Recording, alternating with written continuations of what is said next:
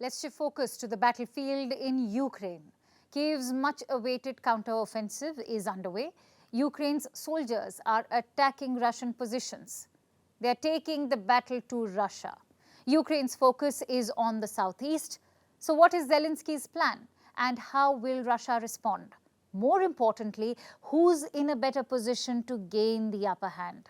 Is this the beginning of the end? Or will the offensive only worsen the stalemate? Our next report tries to find the answers. This is not what you'll expect when you hear the word counteroffensive. Ukraine's soldiers are urging silence. Instead of a loud bang, they prefer stealth.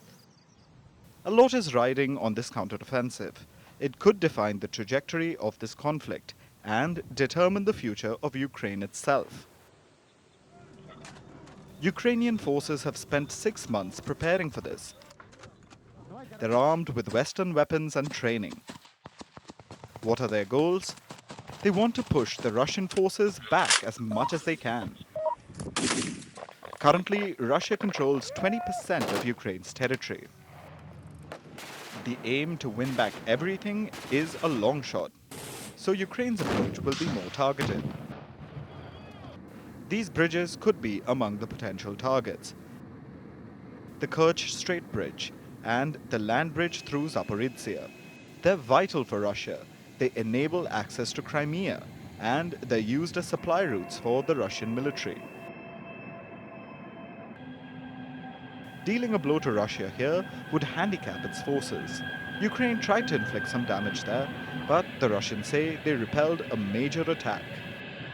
At 1:30 a.m. today, the enemy attempted to break through our defenses in Zaporizhzhia. The enemy was detected in time by our reconnaissance forces, and a preventive strike was delivered by our artillery and aviation forces and using anti-tank weapons. Russia isn't defenseless. Its troops remain deeply entrenched in their positions, and additional forces have reinforced Russian front lines. Ukraine wants to liberate these areas, but that's just half of the job. The real test for Ukraine will be if they can hold on to the territories and fend off any Russian attempts to stage a comeback. Ukraine's Western backers will be closely watching this. The coming weeks could determine their next steps. For them, a successful offensive means tangible gains on the battleground. If Kyiv manages to push the Russians back, it might open doors for more military support, and perhaps even an upper hand in future negotiations. Ukraine's main backer remains committed. On commitments to Ukraine, long-term security to deter future aggression after this war ends is the goal. And we're advancing this goal by providing them the support Ukraine needs now on the battlefield and helping them strengthen their military over the long term. The entire G7. Biden has got Ukraine's back. But if the counteroffensive fails, even the US may feel the pressure. In that case, Russia would have a clear edge. The conflict will remain frozen, and perhaps Russia would be in a position to push for lasting changes, ones that will redraw Ukraine's borders. That'll be unacceptable for Zelensky, who has vowed to retake all the lost territories. We are in constant communication with our military, the commanders of the Khortytsia and Tavria groups of forces, with all those involved in the most heated combat areas. Donetsk region faces very tough battles. Zelensky's prestige is on the line. For more than a year, he has spearheaded Ukraine's defense. This counteroffensive is a rare chance for him to shift the momentum and perhaps influence the outcome of this war. His political future, too, is on the line right now.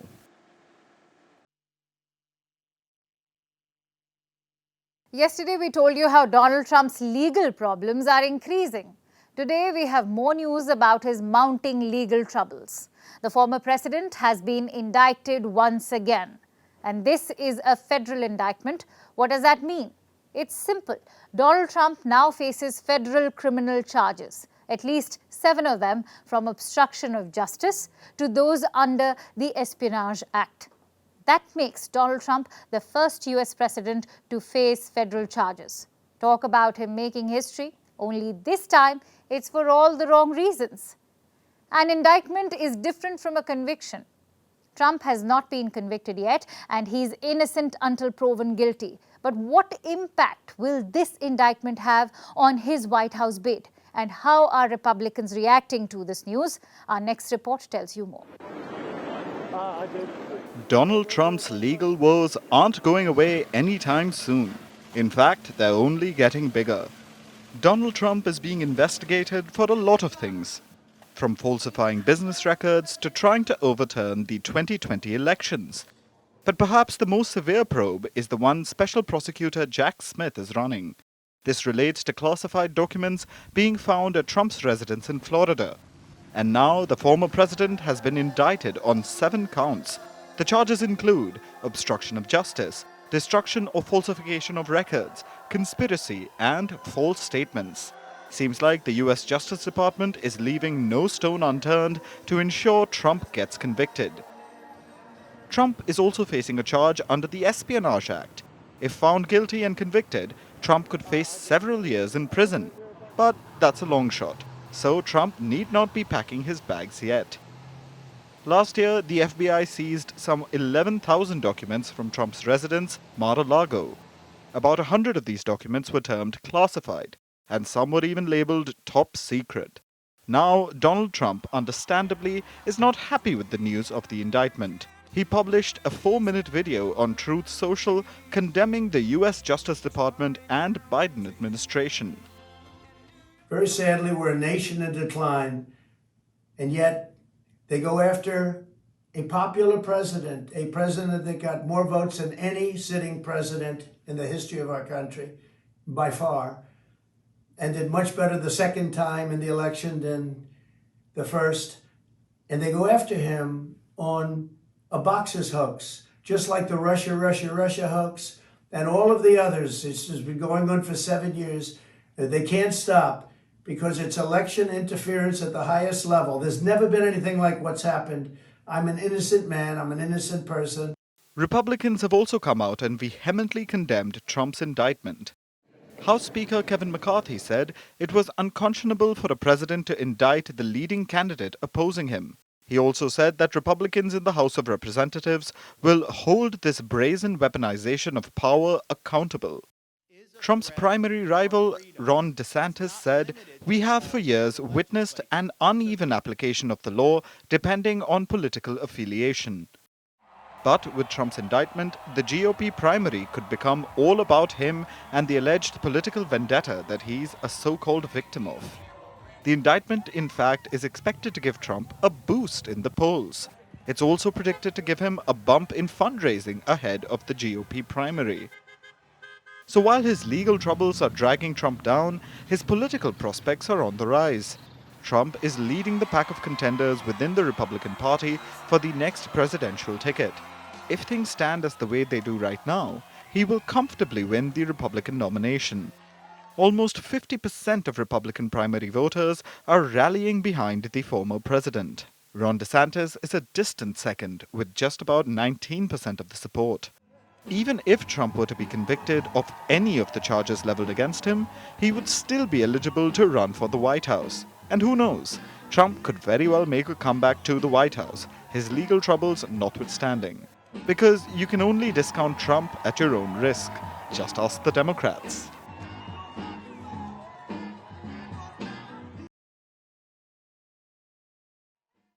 Let's talk about Ukraine's allies, the NATO. As we mentioned yesterday, NATO is in a bind. Yesterday, we told you how NATO was divided over Ukraine's membership. Of course, it isn't the only country to cause rifts in the alliance. There's also Sweden. Stockholm seems desperate to join the security group. The Swedish Prime Minister reportedly made an announcement today. He said Sweden will allow NATO to base troops on its territory even before it formally joins. This seems like a last-ditch attempt to get over the line and join the security alliance. Sweden wants to officially be welcomed during the next NATO summit. That will take place in Lithuania's capital, Vilnius, on July 11. Sweden announced that it wanted to join NATO last year, but its membership has been stalled by Turkey and Hungary. Most of the resistance is from Turkey. Ankara has accused Stockholm of harboring what it calls terrorists. These are Kurdish people who are part of the Kurdistan Workers' Party or PKK. Ankara calls it a terror group and says Sweden is allowing it to thrive. So far, Turkey has vetoed the Nordic nations' membership. Well, it seems Sweden is making desperate moves to secure entry into NATO. And on Wednesday, it agreed to extradite a member of the Kurdistan Workers' Party to Turkey. This is part of the demands made by Turkish President Recep Tayyip Erdogan. Stockholm also enacted a new anti-terror law that targets the PKK. All of this is to appease Erdogan and get his nod to joining NATO. Sweden recently made this appeal to Turkey and Hungary. Listen it. Everything that we undertook to deliver during the Madrid summit is fulfilled, and it is time for Turkey and Hungary to start the ratification of the Swedish membership to NATO. That is the clear message that I will send, and I have already received before this meeting, clear signs of the commitment and the support that we feel from several of the NATO member states. And I believe that this will be reinforced during today's meeting as well. The appeal was echoed by NATO's Secretary General Jens Stoltenberg. He was in Turkey a few days ago. He was there to convince Erdogan not to veto Sweden's membership. Sweden has taken significant concrete steps to meet Turkey's concerns. This includes amending the Swedish constitution, ending its arms embargo, and stepping up counterterrorism cooperation, including against the PKK. Important new terrorism legislation has come into force just a few days ago. So Sweden has fulfilled its obligations. So will this work? Will Erdogan drop his objections in time for the next NATO summit? Or will the problem of Sweden's membership be passed on to the next NATO chief? Because you see, Stoltenberg is up for retirement soon. He will step down as a NATO Secretary General on September 30. If he doesn't resolve the issue soon, Sweden will become his successor's headache. Who will that successor be? There hasn't been any announcement, but there are a number of possibilities. Reports say some NATO members want the next chief to be from Eastern Europe. It's the region closest to Ukraine and most at risk from Russian aggression. The Lithuanian and Estonian prime ministers are reportedly being considered. They also happen to be women, which would give NATO its first female chief. That adds to their chances. Another candidate in the running is Danish Prime Minister Mette Frederiksen. She's reportedly keen on the job and recently met US President Joe Biden in Washington. Another frontrunner is British Defence Secretary Ben Wallace. He's a former soldier and respected across the alliance. Rishi Sunak was in the US to meet Biden. He's expected to have talked up Wallace for the role. Reporters even asked Biden about the possibility. Here's what he said. Is it time for a British NATO Secretary General? Maybe. That remains to be seen. We're going to have to get a consensus within NATO to see that happen. They have a candidate who's a very qualified individual, but we're going to have we have a lot of discussion, not between us, but in NATO, to determine what the outcome of that will be. So Biden says NATO needs to come to a consensus. But his backing is considered crucial, and he has not backed anyone publicly yet. Whatever happens, the next few months are crucial for NATO. The war in Russia and Ukraine's possible membership are tricky issues. And if Sweden has not joined by then, the next NATO chief will likely have their hands full. Talking about things that are making a comeback, the El Nino is back. The world has officially entered an El Nino phase. But there's nothing to cheer about. In fact, there's a lot to worry about. Let me explain. In Spanish, El Nino means the little boy. South American fishermen first noticed it in the 1600s. It is a natural climate pattern born out of unusually warm waters in the eastern Pacific. There's also the La Nina, which means little girl in Spanish. La Nina is a cold event, the exact opposite of El Nino. El Nino and La Nina keep alternating, typically for months and even years. However, scientists are not sure what kicks off this cycle. So basically, we had 3 years of La Nina, a cooler weather pattern. Now we are going to deal with El Nino, its hotter counterpart. Now the thing about El Nino is that it is a weather pattern. It is not like a storm. It doesn't hit immediately. Global temperatures typically increase during an El Nino episode. So what it fuels is extreme weather. The stronger the El Nino, the stronger the extreme weather impacts. The last time we saw a strong El Nino in full swing was 2016. So it has been a few years now. But 2016 was the hottest year on record. And scientists believe 2024 will be no different. In fact, it could be one for the record books. 2024, I think, is a year that if you're looking for a potential global record in terms of temperatures and El Nino with the continued warming since the 2016 El Nino, could lead to 2024 being one for the record books. But that is, of course, no means a guarantee because weather and the randomness of our atmosphere still plays a part. So 2024 could become the world's hottest year. Global temperatures are currently hovering at 1.1 degrees Celsius above average. But the El Nino event could push it even higher, closer to the symbolic 1.5 degrees Celsius guardrail. If that happens, climate alarm bells will be ringing hard. Imagine more freak weather. Most of the warmest years on record that we've seen in the past have happened due to the influence of El Nino because it gives that little bit extra push onto the global temperatures on top of the warming that we're already causing due to human-caused climate change. Now, the onset of any El Nino event could take time, but once it happens, it will be felt across the globe. Extreme weather will be the new normal. So, heavy rainfall in South America, drought in Australia and Asia, drought-like conditions in the Horn of Africa, and tropical cyclones in the Pacific. If we go by past experiences, there will be a huge human and economic cost too. The last strong El Nino in 1998 cost the world $5 trillion. 23,000 people died from storms and floods. Estimates suggest this year's El Nino could lead to losses worth $3 trillion. As for India, New Delhi remains extremely wary. El Nino could disrupt India's monsoons and impact crop prices, thus fueling inflation. Uncertainties, however, remain on the spatial and temporal distribution of monsoon and the interplay between El Nino and the Indian Ocean dipole.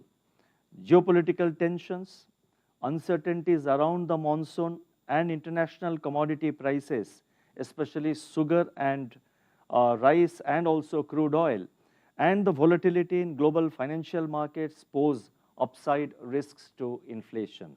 Agriculture is a key cornerstone of India's $3 trillion economy. Annual monsoon is crucial to its food output, so any impact on India's monsoon could be devastating. Monsoon may have reached the southern state of Kerala a week later, but the meteorological department is not worried yet. They say India will receive normal rainfall. So the El Nino is back for now. It may be called the little boy in Spanish, but it is definitely having a big impact on the world.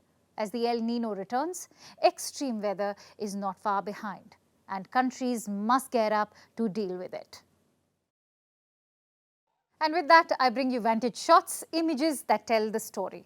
If the pictures from New York were not apocalyptic enough, smoke from Canadian wildfires have now blanketed the US capital.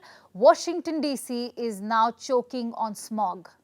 Meanwhile, Ukrainians are using boats to cross the streets after the Kakhovka Dam blast caused floods in parts of South Ukraine. And how many ducks are good for luck? Hong Kong says 2. Giant inflatable double ducks set sail in Hong Kong as an artist believes they will bring good luck to the city. And finally, what makes June 9th significant? On this day in 1934, Donald Duck made his first movie appearance. The character featured in Walt Disney's The Wise Little Hen. Donald Duck is Disney's most popular character. With his trademark shirt and bow tie, he even became the most published comic book character in the world, besides superheroes. That's all I have for you today on Vantage, but do catch Flashback tomorrow at 8 p.m. IST. Thank you so much for watching. Have a great weekend. Palki Sharma will be back with Vantage on Monday.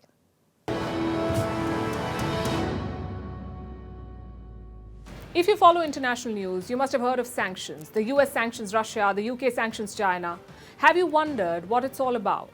More importantly, have you wondered why they never work? Well, sanctions have a very old and complicated history. Also, there's a reason why they never seem to work. World leaders know it, but they won't tell you. Tune into Flashback and find out.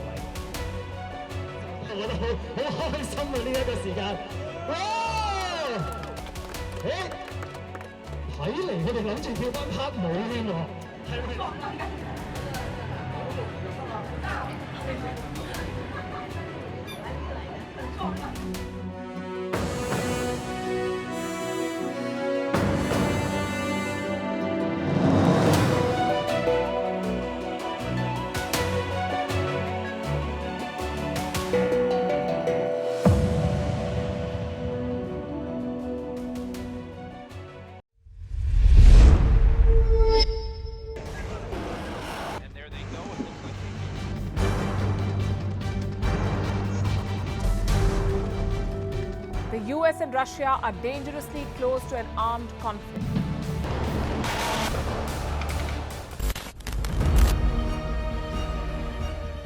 This year, 2023, New Delhi will be the capital of global diplomacy. For a country as diverse as ours, with 88% of the population illiterate, it was a very big deal to write a constitution, and that too, the world's largest. Meanwhile, if we may, here's a Republic Day gift from India for the BBC. A list of suggestions for the BBC for their upcoming documentaries. Number 1, the Kohinoor and the colonial loot. Number 2, an outdated monarchy and unhealthy obsession with the royals. Number 3, racism in 2023. We're waiting.